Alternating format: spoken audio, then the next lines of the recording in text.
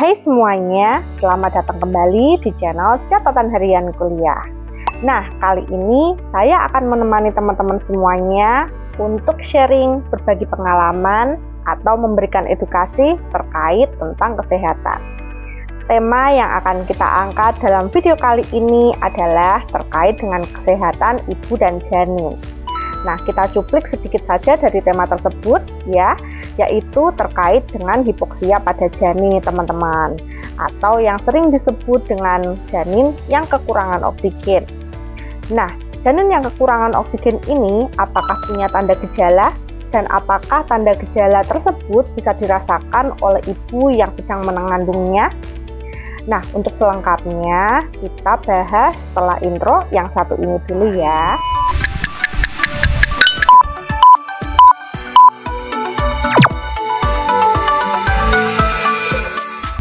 Baiklah teman-teman, kita kembali lagi ya. Oke, teman-teman pasti tidak perlu mempertanyakan lagi terkait dengan fungsi dari oksigen yang begitu sangat penting bagi kehidupan makhluk yang hidup di dunia ini. Tidak hanya manusia, namun seluruh makhluk yang hidup di dunia ini pasti membutuhkan oksigen untuk bisa tetap bertahan hidup. Nah, untuk manusia sendiri, oksigen ini sangat penting ya teman-teman. Ketika suplai oksigen yang tidak cukup untuk manusia, maka tubuh manusia itu sendiri tidak akan bisa berjalan seperti normalnya. Nah, bisa saja akan terjadi masalah-masalah kesehatan yang dari kecil hingga serius, bahkan komplikasi yang lebih serius lagi. Nah, tak terkecuali nih, oksigen juga sangat penting sekali untuk menopang kehidupan manusia yang nantinya akan dilahirkan. Apalagi kalau bukan janin yang berada di kandungan ibu nih. Nah, janin sendiri sangat membutuhkan oksigen yang ditransfer dari ibu hamil ya, tentunya untuk menopang pertumbuhan dan perkembangannya selama di dalam kandungan, sampai nanti dia lahir dan bisa menjalani kehidupan di dunia ini. Nah, sama seperti dengan manusia dewasa seperti kita, apabila janin mengalami hambatan saat menerima oksigen dari ibu, nah ini akan memunculkan masalah-masalah kesehatan bagi si janinnya nih. Ada beberapa masalah kesehatan yang bisa terjadi pada janin ketika oksigen ini tidak bisa mengalir secara adekuat ke dalam tubuhnya. Nah, salah satunya adalah janin yang tidak bisa berkembang dan bahkan akan memunculkan masalah yang lebih serius.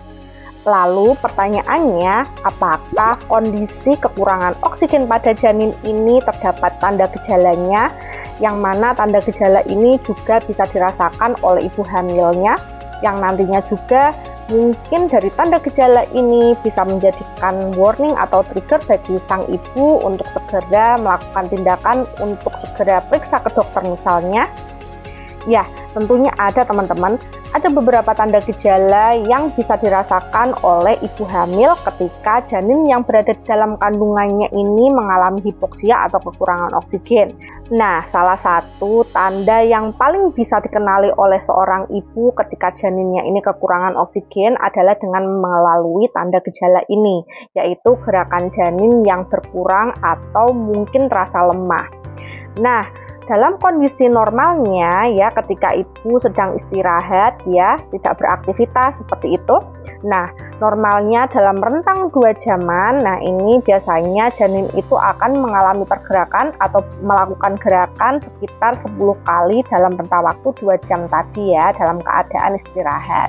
Nah, apabila dalam waktu tersebut ternyata tidak ada gerakan atau gerakannya lemah seperti itu, nah ini ibu harus waspada dan notice nih, kenapa dede bayi di dalam perut ini kok ada ini perkurangan gerakan. Nah, ini akan jadi warning tersendiri bagi seorang ibu ya. Nah, kalau ini terjadi, nah segera saja ibu periksa ke tenaga kesehatan terdekat untuk nantinya dicek lebih lanjut terkait dengan kondisi dede bayinya. Nah, kemudian yang kedua adalah terkait dengan adanya perubahan denyut jantung. Nah, ketika janin ini mengalami hipoksia atau kekurangan oksigen, maka akan berpengaruh pula terhadap denyut jantung janinnya. Janin yang mengalami hipoksia ini biasanya akan mengalami denyut jantung yang dia itu cepat, dan kadang pula juga akan mengalami denyut jantung yang lemah. Nah, ini bisa diketahui ketika ibu-ibu ya yang sedang hamil ini, yang tadi sudah merasakan tanda gejala yang pertama adanya pengurangan gerakan pada janin, kemudian segera melakukan pemeriksaan ke tenaga kesehatan terdekat atau ke layanan kesehatan terdekat seperti puskesmas atau klinik-klinik terdekat. Nah, ketika sudah periksa, nanti dicek nih denyut jantung dede bayinya, apakah dia itu normal atau ada perubahan di situ. Nah, ketika di situ ada perubahan denyut jantung ya, misalkan lebih cepat atau lemah nih, nah berarti ini ada tanda gejala nih bahwasanya memang di dede bayinya ini ada masalah terkait dengan suplai oksigennya misalnya. Nah, kemudian yang ketiga adanya pertumbuhan dari dede bayinya atau janin yang berada di dalam kandungan ibu ini mengalami pengurangan atau kurang dari bulannya. Nah, biasanya memang karena suplai oksigen dari ibu ke janin ini mengalami hambatan seperti itu, maka untuk pertumbuhan dan perkembangan si dede bayi atau janin ini juga akan mengalami keterlambatan nih. Nah, biasanya hal ini bisa dicek melalui pemeriksaan lebih lanjut.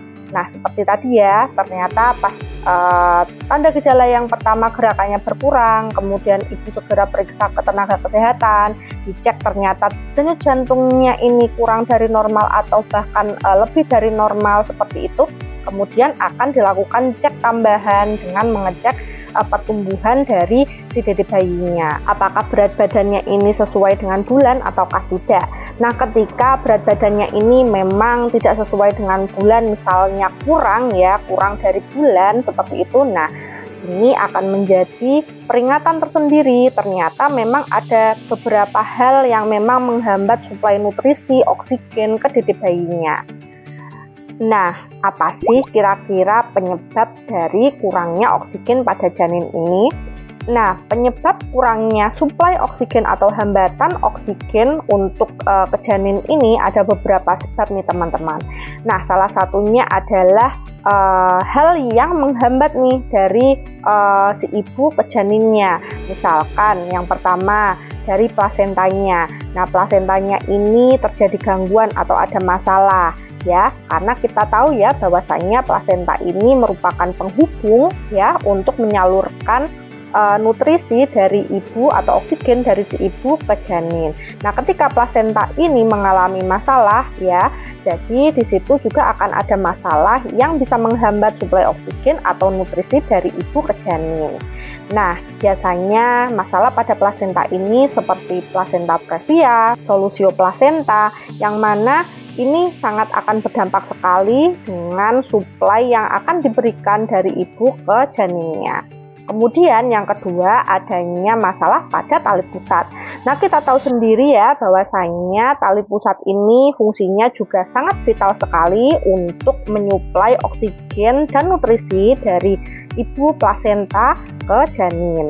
Nah, ketika tali pusat ini mengalami masalah ya, misalkan ada lilitan tali pusat seperti itu.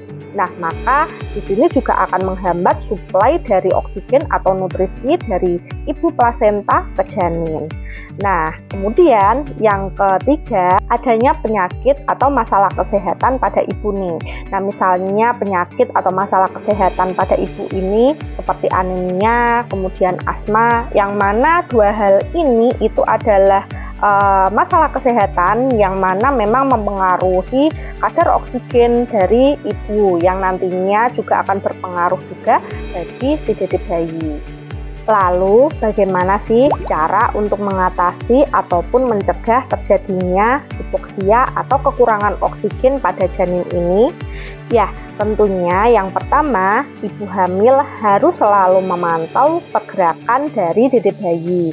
Nah, ketika nih misalkan pada saat istirahat ya, seperti yang tadi dijelaskan di awal, pada saat istirahat dalam rentang waktu 2 jam, itu minimal dede bayi ini bergerak 10 kali. Nah, ketika ibu-ibu ini notice nih, loh kok pergerakannya ini cenderung lemah, kemudian kurang dari 10 kali saat 2 jam ini ya, bahkan tidak terasa gerakannya seperti itu. Nah, segera saja untuk memeriksakan diri ke tenaga kesehatan terdekat atau pusat layanan kesehatan terdekat. Nah, untuk nantinya bisa dicek lebih lanjut terkait dengan kondisi dede bayi maupun kesehatan dari ibu. Kemudian yang kedua adalah dengan melakukan cek kesehatan atau kehamilan secara rutin ya, sesuai dengan jadwal. Nah, ini tentu sangat membantu sekali ya, apalagi pada saat cek kesehatan kehamilan ini tentunya ibu-ibu akan dicek dengan menggunakan USG, Doppler ya, atau CTG ya. Tentunya ini akan sangat membantu sekali untuk mendeteksi masalah-masalah kesehatan sedini mungkin. Nah, ketika masalah kesehatan ini muncul atau terdeteksi sedini mungkin, nah tentunya ini akan bisa diberikan treatment sedini mungkin ya, terkait dengan masalah kesehatan yang dialami oleh ibu maupun dede bayinya. Kemudian yang ketiga adalah dengan melakukan pola hidup sehat selama kehamilan. Nah, pola hidup sehat selama kehamilan ini misalkan seperti mengkonsumsi makanan yang bergizi atau nutrisi yang bergizi ya, yang seimbang. Nah, tentunya dengan melakukan hal tersebut ya, ini akan sangat membantu sekali untuk mencukupi kebutuhan nutrisi ya, baik itu protein, zat besi, yang tentunya ini juga akan mendukung pertumbuhan dan perkembangan si dede bayinya. Nah, terutama zat besi nih yang sangat penting sekali peranannya terkait dengan suplai oksigen ke bayi. Kemudian yang terakhir adalah penanganan atau tindakan medis yang cepat. Nah, ketika pada saat pemeriksaan ternyata memang ditemukan terjadinya urgensi terkait dengan kesehatan dede bayinya maupun ibu nih ya. Nah, nanti dokter akan memberikan pilihan-pilihan atau menjelaskan terkait kondisi yang dialami dede bayi maupun ibu ke ibu hamil dan keluarga yang mendampinginya, untuk nantinya akan diberikan pilihan ya terkait dengan tindakan-tindakan medis yang akan dilakukan. Nah, tentunya demi keselamatan atau kesehatan dari ibu dan dede bayinya. Nah, baiklah teman-teman, inilah tadi sedikit informasi singkat terkait dengan hipoksia pada janin atau kekurangan oksigen pada janin yang dapat kami bagikan kepada teman-teman semuanya. Semoga ini bermanfaat bagi teman-teman ya, terkhusus bagi para ibu-ibu hamil yang saat ini sedang menantikan kelahiran dede bayinya, atau bagi ibu-ibu yang saat ini sedang mempersiapkan kehamilannya, dan juga bagi para teman-teman perempuan yang juga nantinya akan belajar menjadi seorang ibu nih ya.